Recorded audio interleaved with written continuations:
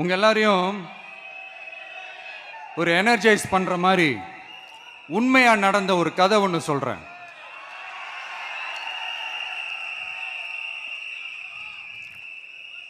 சொந்த நாட்டையே ஒரு கூட்டம் அபகரிக்குது.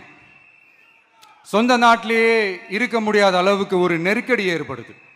ஸோ வேற வழி இல்லாமல் அந்த நாட்டை விட்டே வெளியே போய் வேற ஒரு இடத்துக்கு போய் காடு மலை அப்படி இப்படின்னு சுற்றி மறைஞ்சு வாழ வேண்டிய ஒரு சூழ்நிலை ஏற்படுது.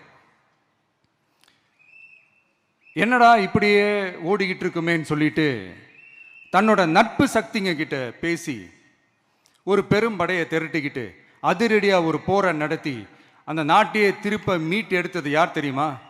நம்ம கொள்கை தலைவர்களை ஒருத்தரான ராணி வேலு நாச்சியார் அவர்கள் தான்.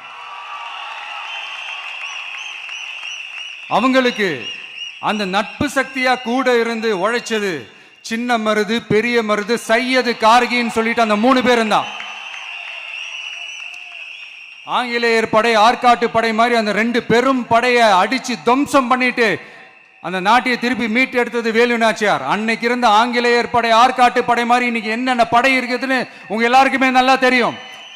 அதனால அந்த 2 படை மட்டும் இல்ல, இன்னும் எத்தனை படை வந்தாலும் எதிர்த்து நின்று ஃபேஸ் பண்றதுக்கு ஒரு நல்ல தலைமையும் இத்தனை சக்திகள் என் கூட இருக்கும் போது, இத்தனை சின்ன மருது, இத்தனை பெரிய மருது, இத்தனை சையது, கார்கிகள் என் கூட இருக்கும் போது நம்ம நாட்டை நம்மளால மீட்டெடுக்க முடியாதா?